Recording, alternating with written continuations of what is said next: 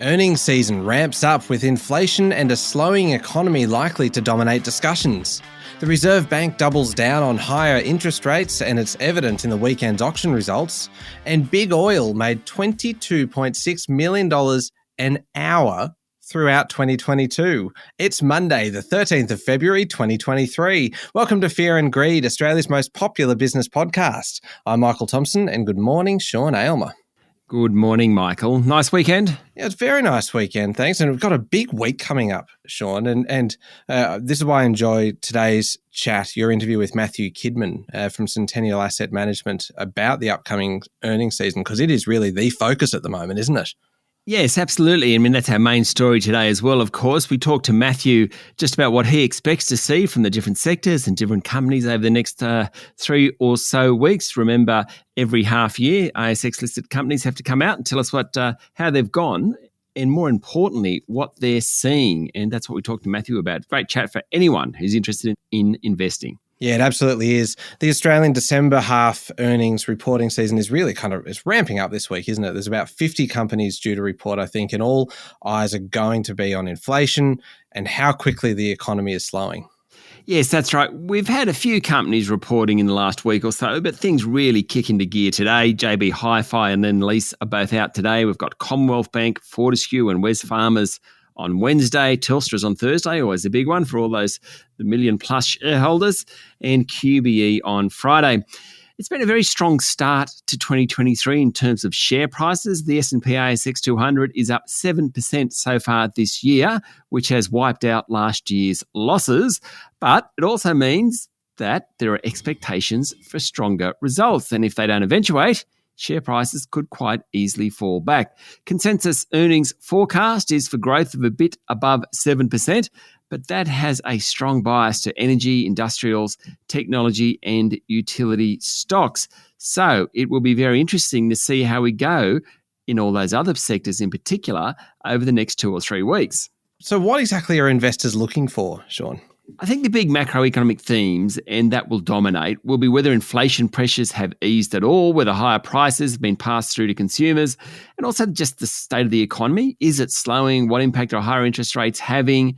No one will want to hear about COVID, and certainly not COVID excuses. If we go down to specific sectors, well, each will have their own challenges. You know, what's demand like from China for our miners? How's the cost of energy hitting the steel companies? What about the healthcare companies and normalisation of services post-COVID? The banks and bad debts, travel companies, airlines versus ridiculously high airfares. You know, retailers and whether people are still spending or have worn out their savings buffer, etc., etc. So what we're going to have to expect over the next few weeks is lots of different comments, particularly around inflation, input prices, that sort of thing. And probably a lot of companies will come out and say, we're not real sure how the next year is going to go or so.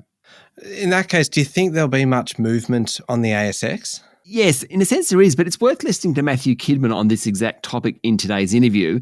What he says, it's really worth watching the share price action for a couple of days after the result before making a decision whether to jump in or not. Now, this isn't an investment podcast and all people have individual circumstances, so you should go and seek professional advice. But what Matthew is saying is that there is so much programmatic trading immediately after results that it's just worthwhile giving yourself 48 hours, 72 hours to see what the price action is before making a decision. We've already seen that investors will punish disappointing results. AGL last week, for example, said its underlying profit tumbled. Its share price fell nearly 15% in 2 sessions. News Corp disappointed on Friday. A little more of that shortly. Its share price was down 7%.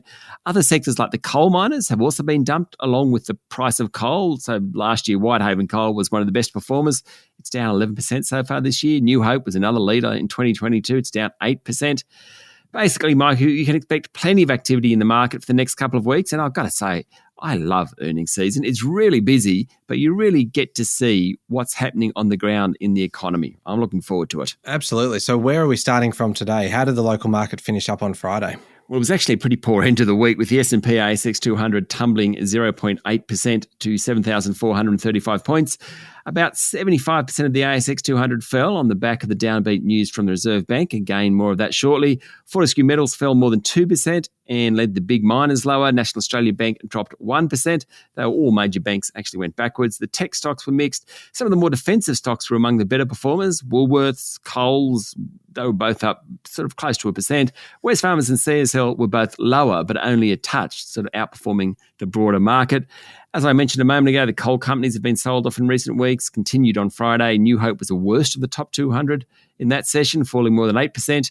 Buy Now, Pay Later group Block, it was down about 6.5%, as was Domain Holdings, the online property group. One interesting story there last week. Biotech Imugene jumped 7% after announcing its B-cell activating immunotherapy product had gained US patent approval. That is very big news. It's the therapies designed to treat tumours such as lung cancer. Yeah, that is big news. What about international markets? What's been happening over the weekend? Well, I must say Wall Street is leading the way, obviously. And this week we have the US January CPI. That's due out Tuesday night, Wednesday morning, Australian Eastern Standard Time. Over the weekend, Dow was up about 0.5%. S&P was up slightly. NASDAQ was down just a touch. Really, it's all about those inflation figures in the US. Just like here in Australia, US investors are worried that the central bank, the Federal Reserve, will lift interest rates higher than they anticipated. Members of the Fed last week were talking about that. So these CPI figures, the January CPI figures, are some of the biggest data that you'll find this year so far, because it will really determine which way markets are going. All right. Now, Sean, do you play Wordle? I did, though I must say I've forgotten about Wordle. It was great during the COVID shutdowns. Yeah, it's been big for a while now, but I have a recommendation. I'll give it to you a little bit later on in the show. It is a game that it is so far up your alley, which sounds a little bit questionable, but it is your game. And I cannot wait to tell you about it, because I don't reckon you've heard about it, and you are going to absolutely love it. Anything up my alley, I'm happy to hear about. Excellent. Well, we'll be back in a moment with the rest of the day's business news.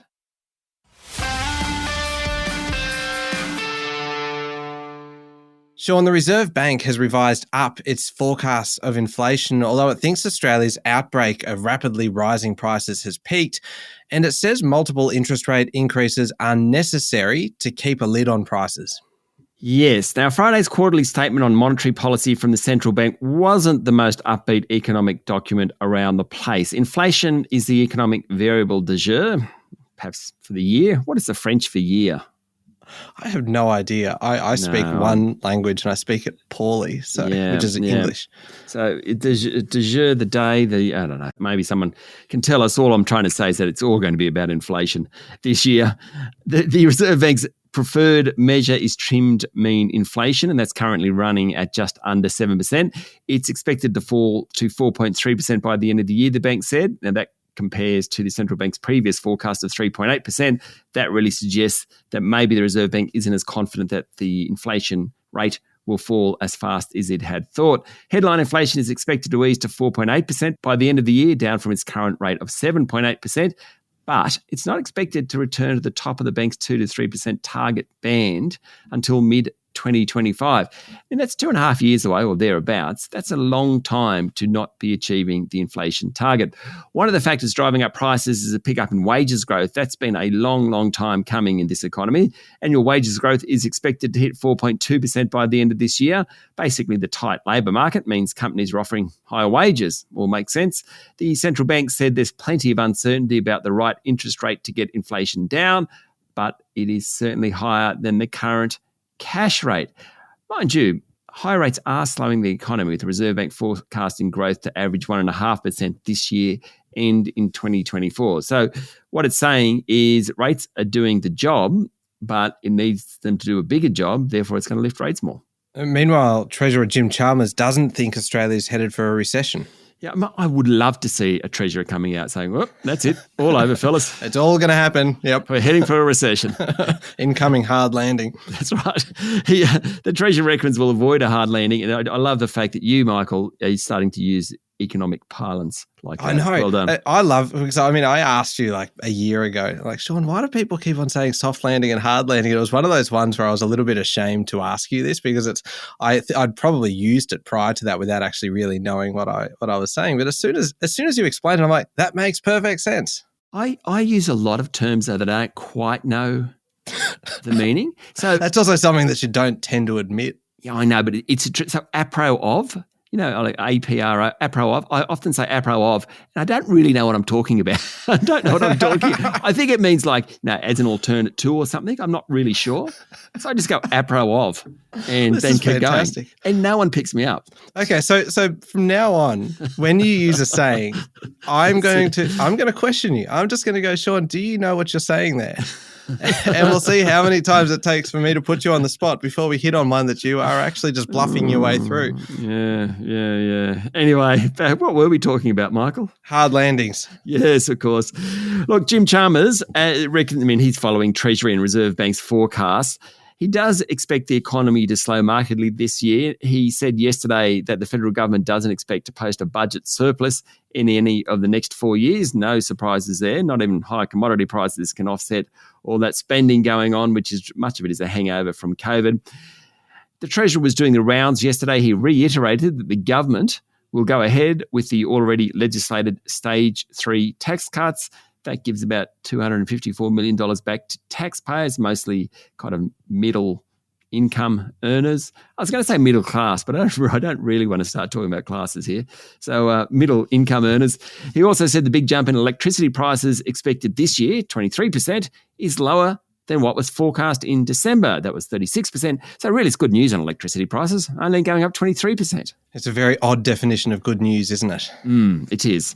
Now, Sean, the Reserve Bank's actions over the past week or so have had pretty much an immediate impact on the property market. Yes, vendors have started pulling their properties from scheduled auctions. The withdrawal rate last week was 13.4%. That's really quite high. It was up from 9.3% the week before. The preliminary clearance rate last week was strong, 65.2% across the capital cities, according to CoreLogic.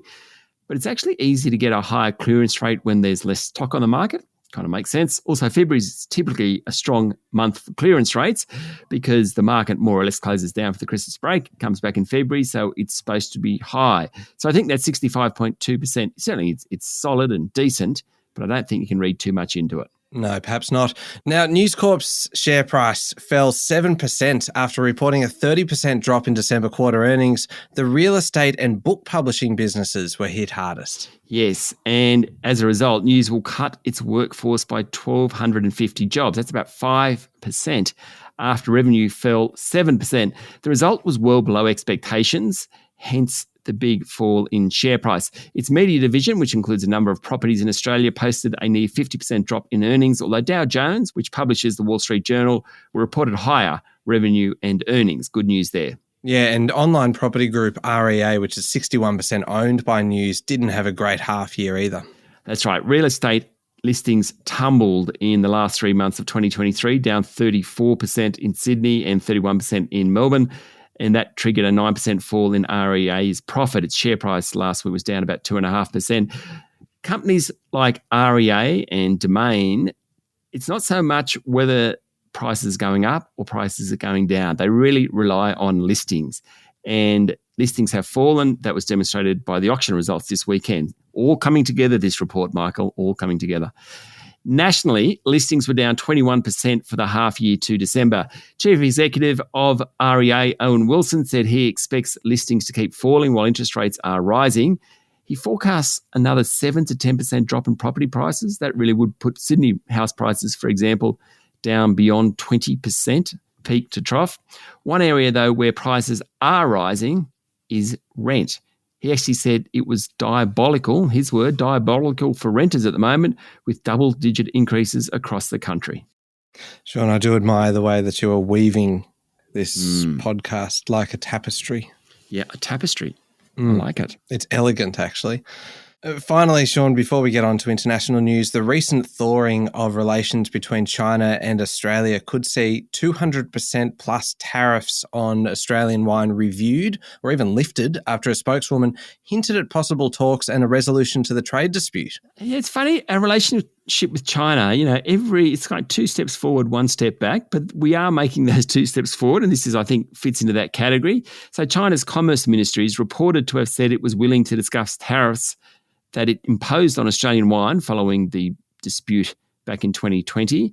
According to the Australian newspaper, the tariffs placed on Australian wine sold into China, which range somewhere between about 116% and 218%, pretty much destroyed a $1 billion plus market for winemakers.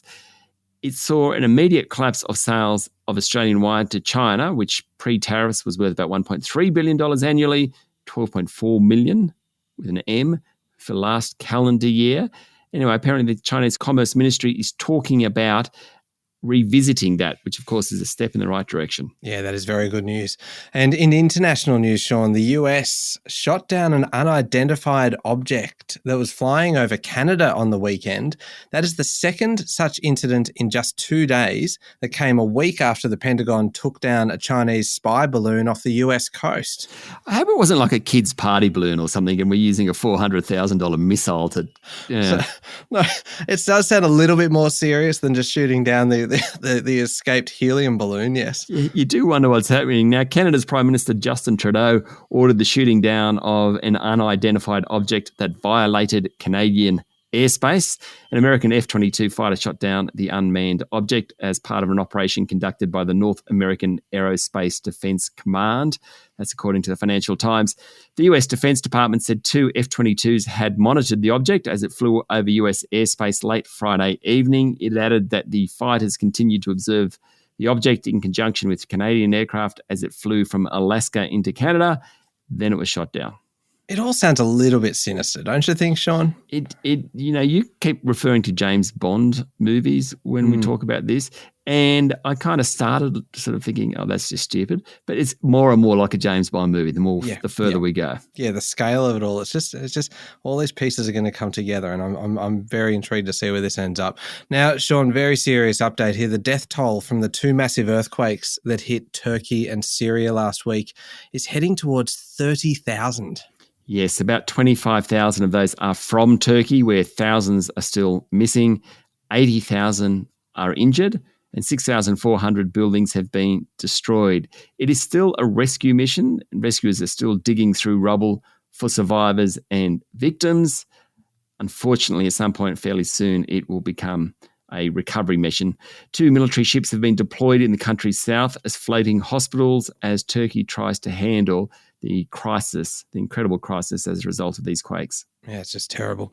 And finally, Sean, we mentioned this one at the top of the show. The 5 biggest Western oil companies, ExxonMobil, Shell, TotalEnergies, Chevron, and BP, have made a combined profit last year of almost $200 billion US, the highest on record. Yeah, $196.5 billion by my calculations, which so nearly which could be a little billion. Bit iffy, yes. Yeah, that's right. But quite phenomenal what they've come out with over the past couple of weeks. ExxonMobil made a net profit last year of $56 billion US. That's a record. It equates to about $6.5 million per hour. Amazing. That is extraordinary. It is. Now, Chevron made $36.5 billion. That's about twice as much as the year before. Shell was at $40 billion US, also double the year before. BP made $28 billion in 2022. It came out, this was last week, and controversially said it's paring back plans to cut oil and gas output and plans to reduce carbon emissions by 2030. No one was very happy about that. But when they're making so much money, I suppose that's the sort of decision that shareholders want. The other one is French giant TotalEnergies. It doubled its earnings last year to $36 billion US. Now, you add all that up, convert it to an hourly rate. Big Oil made $22.8 million an hour last year. That is, I'm blown away by that figure. It is beyond belief. It's actually obscene. Now, Sean, I mentioned earlier, I teased you with the game that I was going to recommend to you. Yeah. Because obviously you have played Wordle previously, and which you got is it 5 guesses to figure out, 5 or 6 guesses to figure out the word with just 5 letters. Anyway, this one is right up your alley. As I said, it is called Tradle, Tradle. And it was recommended to me by my brother, who said this is perfect for Fear and Greed. And I had a look at it. Yes. You are given a list of a country's 12 most important exports by percentage. Oh, my and God. And you get to see their export chart. And then you have 6 chances to figure out which country you are guessing. And it is fantastic because, like, some of the big ones you might be able to guess, but then you get into some kind of obscure kind of countries in, say, the Caribbean or some African nations, and it becomes a bit of a really kind of involved puzzle. And so for someone who enjoys, and you know who would love this? Stephen Koukoulas. He'd love it. You're right, actually. You're right. Actually, I'm looking at it at the moment, and it's sent me somewhere which I don't really want to be in terms of talking about malware, etc. So won't do it while the show's going. But what a great idea! Yeah, have a go and then report back tomorrow on whether you enjoyed it, because I would be prepared to stake a decent sum of money on the fact that you will enjoy it. And of course, we mentioned Stephen Koukoulas. There is an episode of The Week Ahead with Stephen Koukoulas, our resident economist, coming up shortly. And up next, though, is the Fear and Greed Daily interview with Matthew Kidman from Centennial Asset Management.